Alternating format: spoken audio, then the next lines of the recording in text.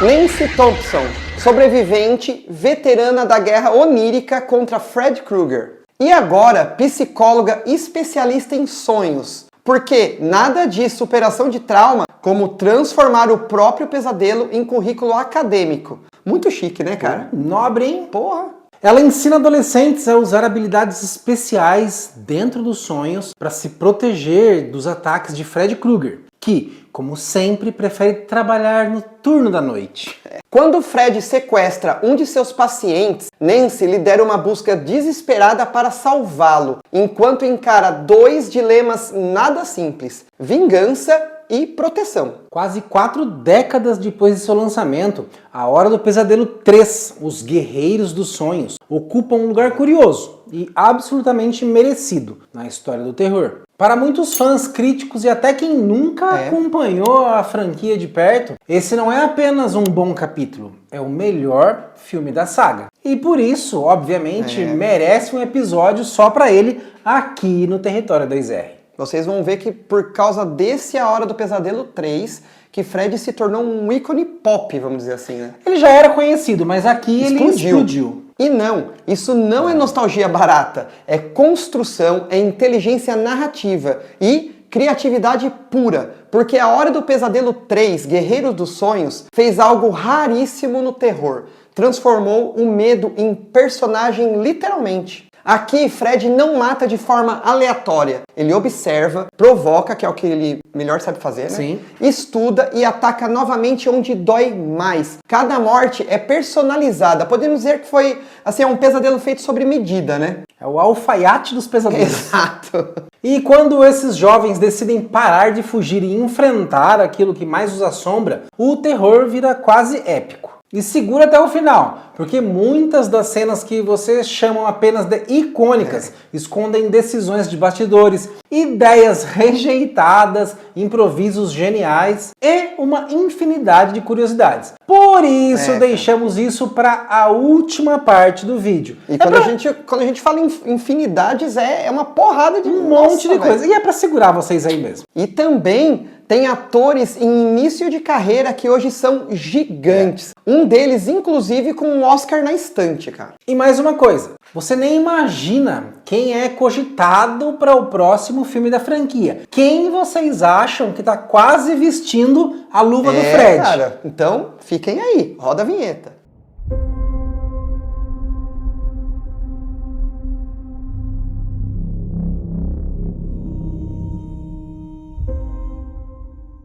E um aviso rápido para quem realmente acompanha o Território 2R. A partir de agora, olha só que novidade, o canal ganhou uma área exclusiva para quem quer ir além do vídeo público. Criamos oficialmente o nosso clube de assinaturas, hein? Com acesso antecipado, conteúdos fechados, enquetes, lives exclusivas e bastidores, que não vão aparecer aqui no feed. E isso, galera, não é uma obrigação, é um convite. E se você sempre quis estar aí mais perto da tela e participar da conversa antes do corte final aqui com a gente, a porta sempre vai estar aberta. Ah, e membros têm acesso antecipado aos vídeos. Então, estão esperando o que aí, hein? Corre lá. Bom, antes desse fanservice maravilhoso de hoje, um contexto rápido para quem chegou aqui e, não sei como, ainda não conhece Fred Krueger. É possível isso? Ah, tem. Ele não ataca no mundo real, ele ataca onde todo mundo é vulnerável. Aonde que é? Nos sonhos, no sonho. né? Um assassino de crianças frio, que foi queimado vivo pelos pais revoltados. É a solução perfeita. Opa! E que volta como uma entidade sobrenatural, capaz de matar adolescentes enquanto eles dormem. Ideia fantástica, né? Muito bem. E a regra é bem simples. Morreu no sonho, morreu na vida real. É isso, cara. É diferente do que o Christopher Nolan fez em A Origem. É. Mas Fred não é só um monstro. Ele é sarcástico, provoca até o limite e dá muitas risadas com isso tudo. Ele transforma o medo em espetáculo. É um maldito, né? É, cara. Devido a isso, esse cara virou um ícone do terror. Beleza? Então agora aí, pra quem não conhecia, já conhece. Agora já são parceiros, né? Vamos lá. Quando A Hora do Pesadelo 3 começou a ser desenvolvido, a franquia vivia um momento aí bem delicado. O segundo filme, mesmo com uma arrecadação de bilheteria maior do que o primeiro, havia dividido opiniões aí. E a New Line sabia que precisava reconquistar o público. A produtora sempre quer... Porra, velho. Mas a cena do ônibus escolar no começo do A Hora do Pesadelo 2 é inesquecível, né, cara? Então, a produtora Rachel Talalay disse que queria um roteiro sem regras, onde qualquer um poderia fazer qualquer coisa. É tipo o Território 2R, sem regras. Exatamente, igualzinho. É nesse cenário que o Wes Craven, o criador original da franquia que não participou do segundo filme, retorna para o terceiro. Ele não dirige diretamente o filme, a direção fica com o Chuck Russell, mas Craven entrega sua espinha dorsal mais importante, a ideia de que os personagens poderiam usar os próprios sonhos como arma. O cenário escolhido não poderia ser mais simbólico, né, do que um hospital psiquiátrico. Porque ali tem jovens traumatizados, medicados até perderem a própria identidade, desacreditados por adultos que insistem que tudo não passava de um delírio. O hospital não é apenas um lugar físico, ele representa abandono. E Fred cresce exatamente nesse espaço, onde ninguém escuta. É ali que conhecemos os Guerreiros dos Sonhos. E a Rachel, da New Line, quando viu aquilo, disse: isso vai ser genial! Genial, tá ligado, né? Cara. Já começa que a ideia de trazer a Nancy de volta, né, cara, como uma psicóloga especializada no assunto, já faz toda a diferença do filme.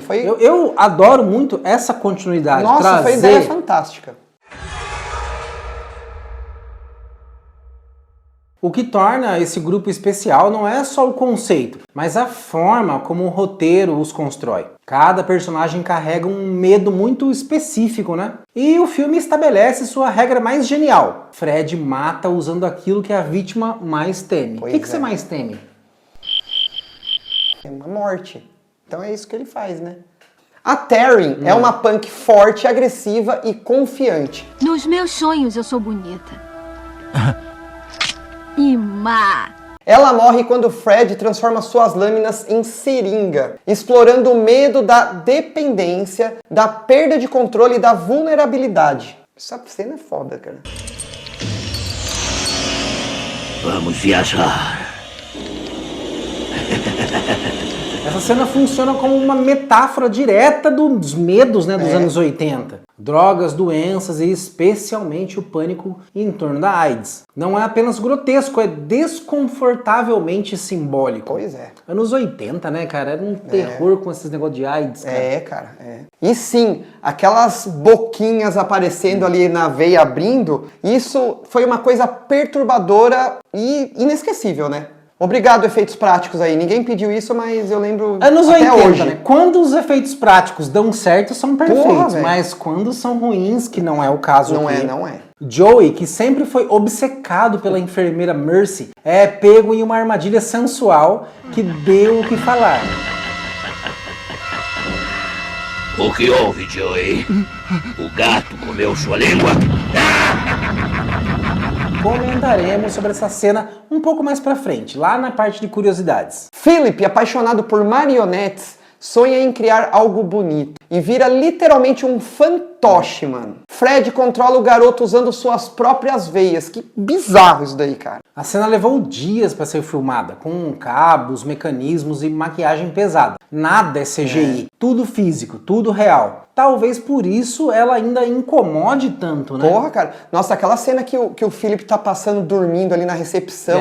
Nossa, cara, é puro pesadelo. Eu queria ter assistido isso no cinema, cara. Putz, eu consegui assistir só os 5 com óculos 3D. Oh, que da hora.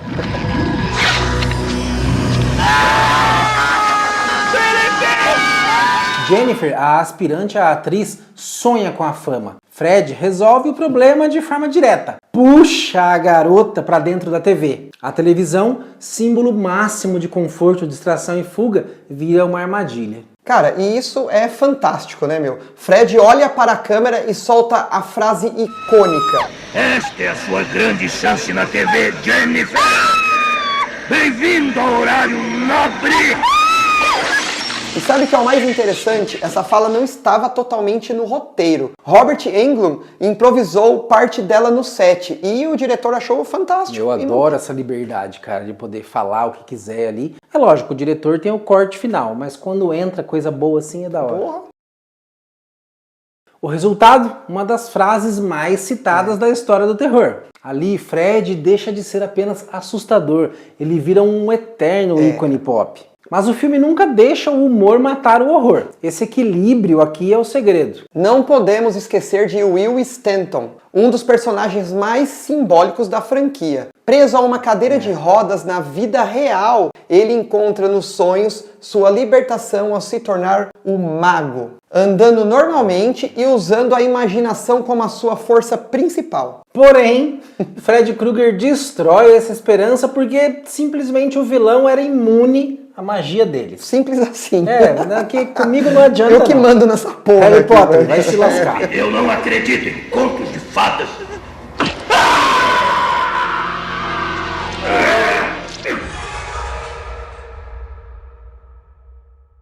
Visualmente, A Hora do Pesadelo 3 é um festival de criatividade prática. Corredores que se esticam, o chão derrete, ambientes que se dobram, sonhos que mudam de lógica no meio da cena. Tudo feito com cenários construídos, truques de câmera, maquiagem e efeitos mecânicos. É um show dos anos 80. É, cara. E por falar em efeitos práticos, né? Palmas aí pra Mark Scholson, Muito responsável bom, né? por tudo isso, cara. A sequência do boneco de Fred passou por várias versões, algumas descartadas por serem, perturbadoras demais até pro estúdio. Deixa o negócio perturbador, pra que corta? A ideia é essa, né? É. Mercy, a enfermeira sensual que se transforma em Fred, chegou a ser filmada com ele emergindo do corpo dela. Estranho demais. Então, eles preferiram aí refazer a cena. Aliás, cara, essa cena aí a gente vai falar mais pra frente. Daqui a pouco a gente fala. O Fred Cobra teve seu visual alterado porque o original era realista demais e desconfortável por motivos que é melhor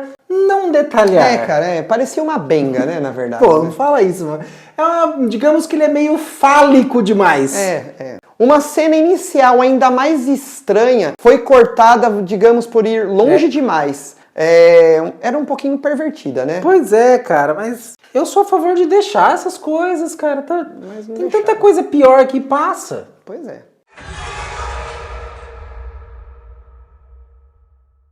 A freira que circula pelo hospital psiquiátrico. Ela aparece nos corredores em momentos de transição, observando a distância, não chama atenção, não interfere, não explica nada. E isso não é, obviamente, descuido de roteiro. É totalmente proposital. Ela funciona como um fantasma narrativo. E só no terceiro ato do filme que ela revela a verdade. Aquela freira que simplesmente esteve ali é Amanda Krueger, a mãe de Fred. Ela trabalhava no hospital psiquiátrico e por um erro administrativo brutal foi trancada dentro da ala dos criminosos mais violentos. Durante dias foi violentada repetidamente e Fred Krueger é o resultado direto desse horror.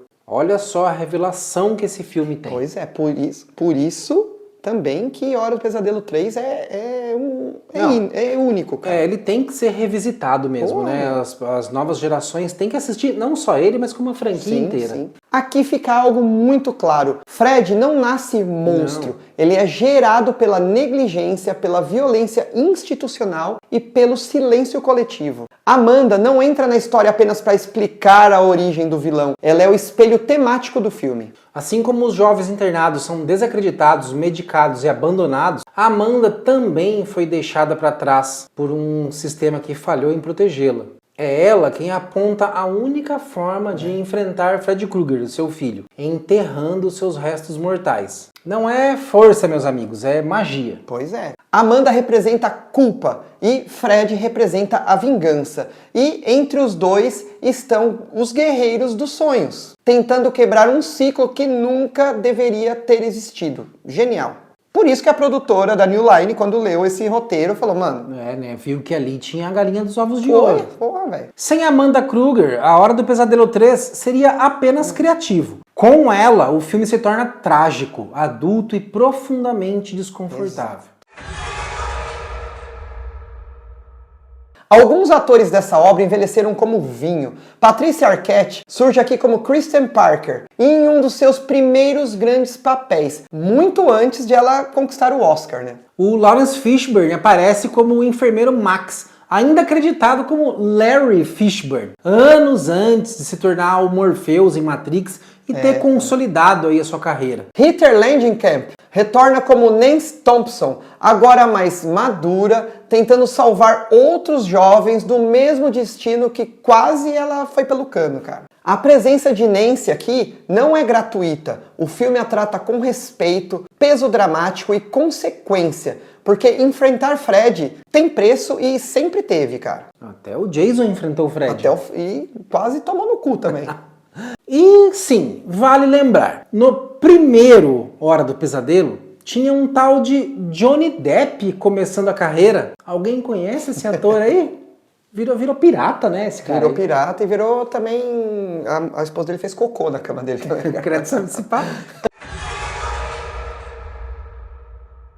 Querem curiosidades? Então aí vai um caminhão delas pra vocês. No início do filme, a punk Taryn está com uma camiseta da banda Dokken, responsável pela trilha sonora do filme. Por falar nisso, a trilha Dream Warriors, né, os Guerreiros dos Sonhos, virou parte da mitologia do filme. No VHS, será que o pessoal sabe o que é VHS? O clipe vinha após os créditos. Quase um epílogo alternativo com a banda enfrentando o Fred. A atriz Penelope Sudroken, que fez a bochechudinha Jennifer, relatou que na cena que se queimou com um cigarro pra se manter acordada, ela se queimou de verdade, velho. E diz que doeu demais, claro, né? Pô, pagar um cigarro, evidente. O filme que a Jennifer está assistindo na TV antes de morrer é Criaturas. Filme este também produzido pela New Line. E quando ela muda de canal, o filme é Noites de Pânico, o primeiro filme de terror da produtora. Eu adoro esses detalhezinhos. Legal, né? E por fim, ela muda para um talk show de Dick Cavett, que no fim o Fred acaba tocando o terror no programa. Como Cavett era um apresentador de prestígio, deixaram ele escolher o entrevistado para a filmagem. E ele escolheu a atriz e socialite Chocolate. Baunilha, chocolate. E ele escolheu a atriz e socialite Zaza Gabor. Pô, tanta gente pra escolher, por que escolheu essa mulher? Ah, sei lá, às vezes eu acho que ele queria ver ela morta, né, mano? Vai saber. Porra. Ken Sagoes, o Kincaid, quase ficou fora do filme, cara. Chegou atrasado, irritado e no teste simplesmente descarregou toda a raiva. Chuck Russell mandou fazer o que ele quisesse e ele fez, cara. Foi contratado na hora. Sabia. Sempre assim. Faça o que você quiser. Vai ser contratado. Energia perfeita para um personagem que, nos sonhos, vira um brucutu imparável. Durante a produção, o orçamento não era exatamente um sonho dourado. É irônico, eu sei, cara. E a equipe acabou pegando emprestado uma luva usada na produção de Evil Dead 2 para algumas cenas. Na verdade, a luva dos primeiros filmes tinha sumido misteriosamente do set de filmagens. Então, o Sam Raimi, que estava gravando do lado... Olha só, ele estava gravando A Morte do Demônio 2 ali, emprestou a luva e isso reforça a amizade entre Wes Craven e Raimi, que viviam trocando provocações e homenagens nos filmes. E, inclusive, a luva do Fred aparece pendurada no primeiro A Morte do Demônio, de 81, como um easter egg. Em resposta, a Hora do Pesadelo coloca o pôster de The Hills Have Eyes, que aqui no Brasil ficou conhecido como Quadrilha de Sádicos, lá na cabana. Na cena da cama, a produção teve a brilhante ideia de filmar na vertical. O ator Rodney Eastman ficou tanto tempo amarrado em pé na armação da cama com os braços abertos para as filmagens que ele quase desmaiou, cara. Passou mal pesado. Pô, senta um pouco, toma um café, pelo amor de Deus. Quem passou o perrengue foi a Patricia Arquette, que teve as falas coladas atrás das câmeras porque ainda não tinha experiência e não conseguia decorar o roteiro de jeito nenhum. A lá Marlon Brando. Pois é. E hoje tem prêmios suficientes para compensar tudo isso daí. Inclusive, um Oscar de melhor atriz coadjuvante em 2015 com o filme Boyhood. Quando a Fred Conda estava engolindo a Kristen, essa cena foi gravada ao contrário. Kristen saía do bichão e no filme mostrava o Fred engolindo a garota aos poucos.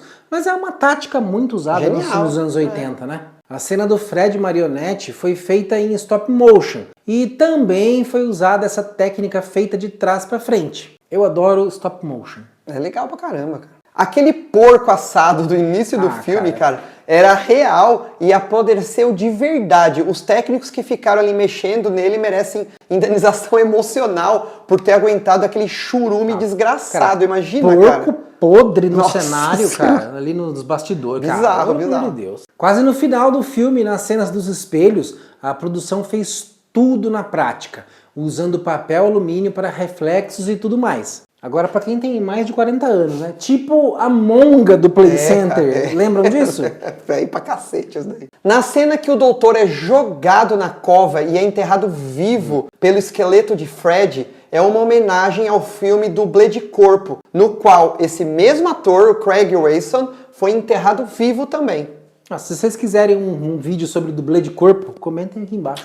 Como mencionamos, muita coisa foi tirada do roteiro por ser apelativa e adulto demais. Mas uma foi mantida. Obviamente, nós estamos falando de anos 80. Cena de topless da enfermeira Mercy. A atriz Stacey Alden disse que não foi nada fácil fazer essa cena pra ela. Por outro lado, o ator Rodney Eastman, que contracenou com ela, disse que seus amigos falaram pra ele que foi a coisa mais bela que viu na vida e que essa cena foi a responsável por eles terem interesse em mulheres, Quantos anos eles tinham ali, é óbvio, Porra, né? cara. Gente, naquela época as coisas eram um pouco diferentes comparadas com hoje em dia. Com 14, 15 anos a gente ainda batia nas meninas. Cara, eu tinha um amigo, vou falar isso daqui, não vou falar nomes. Eu tinha um amigo que ele gostava muito de uma menina na infância. Sabe o que ele fez? Ele deu uma pedrada na menina, é óbvio. Não fui eu. Não foi você. Deixa quieto. E talvez a maior curiosidade esteja por fora da tela. A ideia de Fred atravessar para o mundo real foi rejeitada aqui. Wes Craven guardou essa ideia e anos depois usou no 5º filme da franquia, em Um Novo Pesadelo. E deu muito certo. E depois essa ideia foi feita em Fred vs Jason, né? Que é a hora que Jason puxa ele pro mundo real, mas dá um cacete no cara, velho. Mas vamos dizer que esse é um filme menor, né? Não, foi só uma nota de rodapé. Que isso.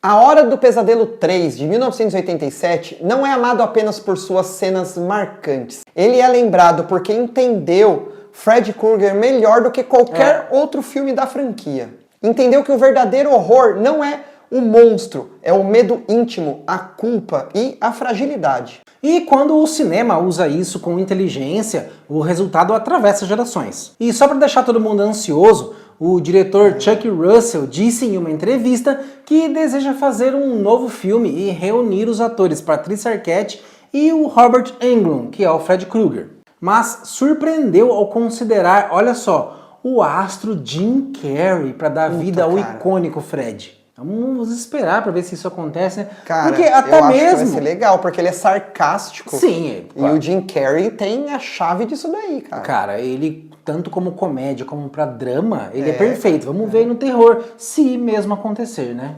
Galera, se você curtiu esse mergulho profundo em um Guerreiro dos Sonhos, deixa o like, deixa o joinha. Isso ajuda demais o canal. Se inscreve para não perder aí os próximos vídeos. Porque aqui a gente não apenas assiste, a gente entra no pesadelo e vai fundo, cara. Exatamente. Agora eu que quero saber de você, qual é a cena mais icônica de A Hora do Pesadelo 3 pra vocês? A da TV, a da marionete, a das seringas? Ou aquela imagem ali silenciosa, né? Que nunca mais saiu da sua cabeça? Comenta aqui embaixo.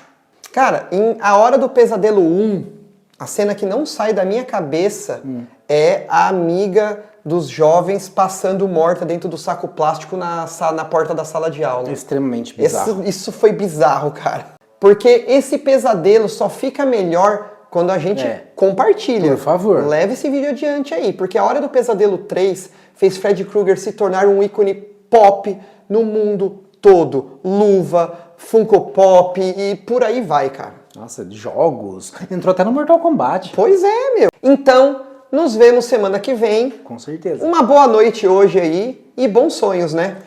E heavy metal sempre.